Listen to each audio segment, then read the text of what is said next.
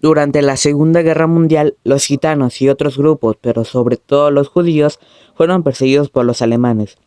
En el ascenso de Hitler al poder en 1933, el nazismo tomó gran fuerza y empezó el antisemitismo, odio hacia los judíos, de modo que la primera acción contra los judíos se llevó a cabo el 1 de abril de 1933, con un boicot nacional cuyo fin era contrarrestar la presencia y el capital de los judíos. Afectó tiendas, negocios, hogares y a los profesionistas. Después de eso los judíos perdieron derechos, fueron despedidos, los niños fueron expulsados de las escuelas y los negocios y tiendas les fueron comprados a precios ridículos. Esto surgió porque los alemanes pensaban que los judíos estaban conspirando para destruir Alemania. El 9 y 10 de noviembre de 1938 ocurrió uno de los ataques más representativos en contra de los judíos. Fue una represalia por el asesinato de un oficial alemán en la embajada alemana en París a manos de un judío de 17 años llamado Herzl Greenspan, por la deportación de judíos a Polonia. Los nazis solo necesitaban una excusa para proceder de manera decidida sobre ellos. Se le llama Kristallnacht o la noche de los cristales rotos, por la cantidad de vidrios que quebraron en los sitios donde estaban los judíos, casas y sinagogas de los judíos. Además, profanaron los cementerios. La Gestapo, policía de investigación, y la SS, policía militar, aprovecharon lo ocurrido para enviar a miles de judíos a campos de concentración. Transporte de niños. A partir de la Noche de los Cristales Rotos hasta el inicio de la Segunda Guerra Mundial, hubo en Gran Bretaña un programa llamado Transporte de Niños, que consistió en rescatar a niños judíos de una muerte segura. Varios miles de niños y adolescentes salieron de Alemania y de toda Europa hacia Gran Bretaña y también a Palestina sin sus padres, a quienes muy difícilmente volverían a ver. Testimonio de Norbert Brecher.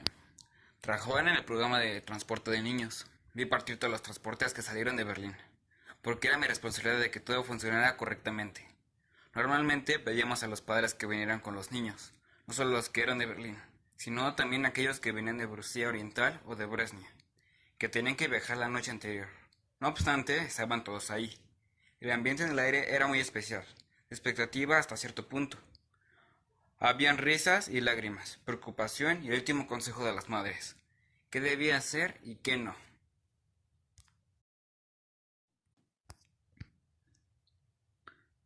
Entonces, cuando acercaba la hora de la partida, debíamos encargarnos de subir a los niños a los vagones que teníamos reservados.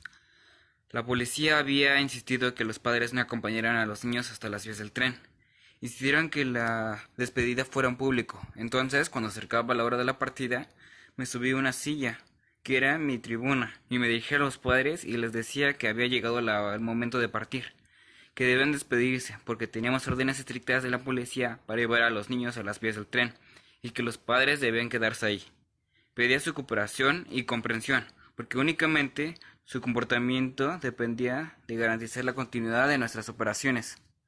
Entonces los padres se despedían y una vez más había risas y lágrimas y los últimos abrazos. Muchos judíos fueron deportados de los países donde vivían y llevados a guetos y a campos de concentración, donde eran obligados a realizar trabajos forzados y vivían en condiciones inhumanas, en lugares pequeños donde vivían amontonados, con mala alimentación, salud e higiene. También fueron enviados a campos de concentración los grupos religiosos, porque por sus creencias no podían hacer el saludo a Hitler. Enviaban también a personas que tenían otras preferencias sexuales y a todo aquel que a los ojos de los nazis fuera no grato. El 8 de febrero de 1940, los judíos de la ciudad de Lodz, en Polonia, fueron obligados a vivir en guetos, lugares que eran desagradables. Estaban obligados a usar una estrella de David en la ropa para indicar que eran judíos. En septiembre de 1942 comenzaron las deportaciones del gueto a los campos de concentración. Testimonio de Gerda Wisman. Mi madre decidió que tendría una fiesta de cumpleaños.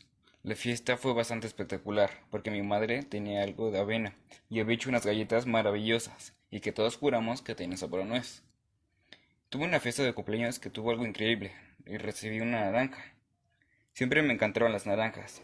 Mucho después me enteré que mi madre había salido del gueto y había vendido un anillo de diamantes y perlas para conseguirme una naranja.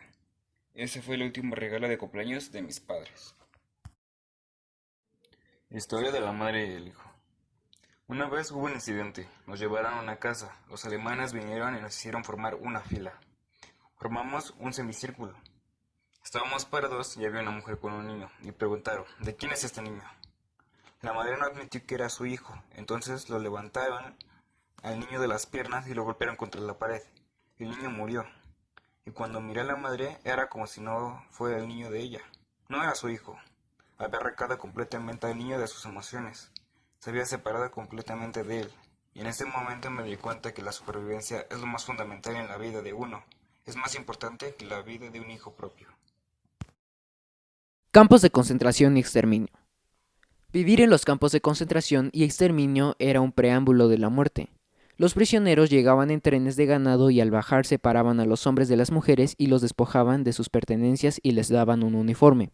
Si tenían suerte, se les asignaba dormitorios, y si no cumplían los trabajos forzados, se les obligaba a desnudarse y los metían a cámaras de gas disfrazadas de regaderas donde encontraban la muerte.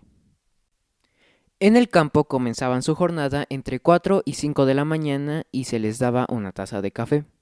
A la hora de la comida se les daba un plato de sopa. Debían trabajar de sol a sol en trabajos forzados. Muchas cosas estaban prohibidas y los castigos eran atroces. Había muchas maneras de torturar a los prisioneros e incluso se hacían experimentos con ellos. Historia de ginecóloga. En el campo de concentración de Auschwitz estaba presa una ginecóloga judía y realizó cientos de abortos a sus compañeras, salvándolas de duras penas, pues a las embarazadas las torturaban o las mandaban con el doctor Mengele para que experimentaran con ellas. Si nacían bebés en el campo, los médicos nazis inmediatamente los asesinaban. Antes de la guerra, a partir de 1933, con Hitler y el nazismo, los campos de concentración eran para recluir a las personas con ideas comunistas. Estos campos entonces eran solo centros de detención.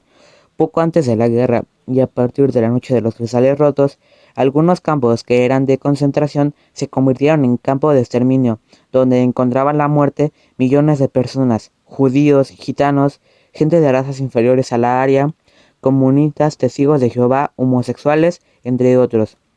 Los campos de concentración y de exterminio eran responsabilidad de Hitler y junto con sus colaboradores, entre ellos su mano derecha, Heinrich Müller. Su brazo derecho fueron los responsables de la muerte de 6 millones de personas.